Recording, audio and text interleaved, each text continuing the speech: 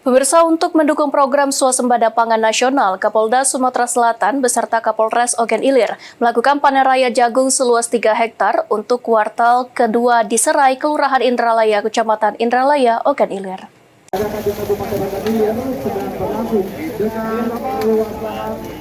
Guna mendukung swasembada pangan nasional di kuartal kedua, Kapolda Sumatera Selatan bersama Kapolres Ogan Ilir kembali melakukan panen raya jagung seluas 3 hektar di lokasi perkebunan Serai, Kelurahan Indralaya, Kecamatan Indralaya, Kabupaten Ogan Ilir.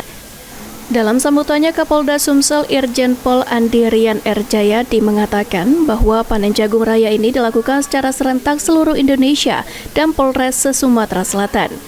Untuk di Kabupaten Ogan Ilir sendiri merupakan panen kuartal kedua, sehingga saat ini dilakukan panen seluas 3 hektar, estimasi jagung yang dihasilkan sebanyak 24 ton.